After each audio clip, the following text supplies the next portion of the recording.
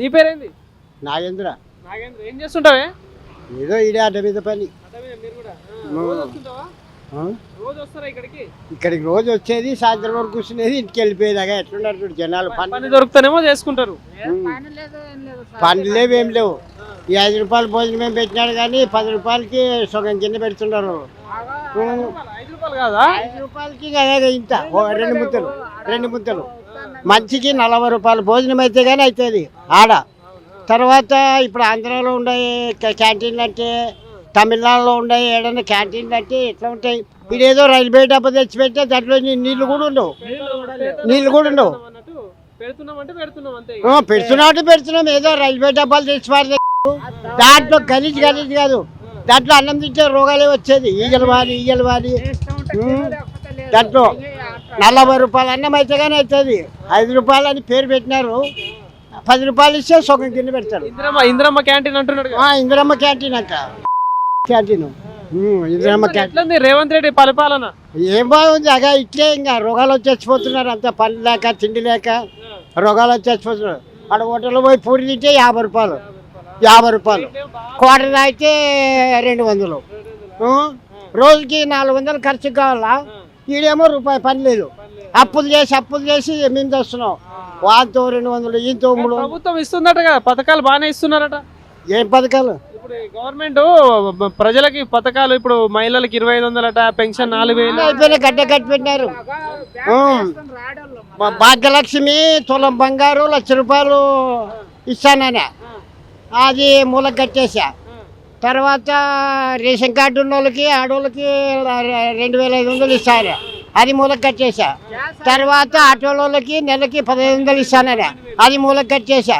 అన్ని మూలకు కట్టేశారు మొత్తం. అన్నిగా మసిపట్లో గ్యాస్ అన్ని మూలకు కట్టిపారు. ఇంకేమంటే అంత ప్రజలు ఉరేసుకొని వస్తున్నారు. ఈ బస్సులు ఫ్రీ పెట్టిన నుంచి తెలంగాణ మొత్తం యాడ బటన్ చెరువులో దిగుతారంటే అటుకు వస్తుంది. చార్జ్ అయినా ఆధార్ కార్డు చూపించేది వచ్చేది. మా ఆడవాళ్ళకి ఫ్రీ, మొగలకేసి నూకులు నూకుతున్నాడు వేసి. అమీర్పేట పోతే 40 రూపాయలు బస్సుకి, 40 రూపాయలు. సికింద్రాబాద్ పోతే 40, ఆటికి 40, ఈటికి 40. మరి ప్రజాపాలన అంటున్నాడు కదా. ఏం ప్రజాపాలన ఇంకా ఇదే ప్రజాపాలన. ఆడవాళ్ళకి ఫ్రీ, మొగోళ్ళకి నూకులు నూకుతున్నాడు ఆత్మ ఇచ్చి. అమీర్పేటకి 40 రూపాయలు అంట. పని లేదు ఆడేమో 40 రూపాయలు.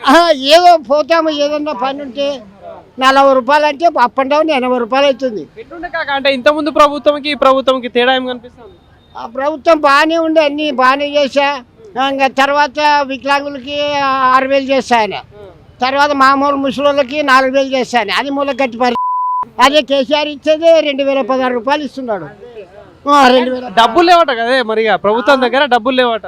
డబ్బులు లేకపోతే మానేయాలి. సీఎం 10 మానేసి ఉండాలా.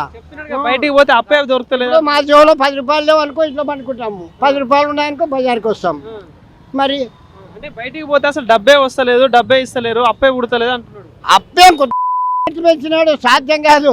50 రూపాయలు పూరి ఆడని చూసి నువ్వు ఎప్పుడన్నా నీ సర్వీస్లో ఆడ పోయి హోటల్లో పూరి తిందామంటే 50 రూపాయలు, 50 ఇడ్లీ తింటే 45. మళ్ళీ ఓట్లు వస్తే ఏంది మరి, ఎవరిని గెలిపిద్దాం ఈసారి? మరి బీజేపీ, కాంగ్రెస్, బీఆర్ఎస్ 3 చూస్తాం. ఓట్లు వచ్చినప్పుడు చూస్తాం అంతే. జిహెచ్ఎంసీ ఓట్లు వస్తాయిగా.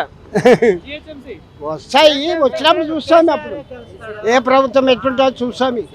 ఓట్లు వచ్చినప్పుడు చూస్తాం. ఆయనే రావాలా మళ్ళీ. బీజేపీ ఉంది కదే ఇప్పుడు కేంద్రంలో, బీజేపీ కూడా ఉండాలి. బీజేపీ అంటే కేంద్రంలో ఉండాలా. బీజేపీ కేంద్రంలో ఉండాలా. తెలంగాణలో కుదరదా? తెలంగాణ రాదు, అంత కొట్టుకొని రాదు. పార్టీలు తక్కువ ఉన్నాయి. వస్తాయి కానీ కొన్ని సీట్లు వస్తాయి. గట్టిగా పనిచేస్తారుగా. మనకు మాత్రం కేంద్రంలో ఉండాలి బీజేపీ, అది మెయిన్. కేంద్రంలో కూడా ఈసారి కాంగ్రెస్, మేము రాహుల్ గాంధీ వస్తాడు అంటున్నాడు. కాంగ్రెస్ ఎవరికైనా చెప్పాలా.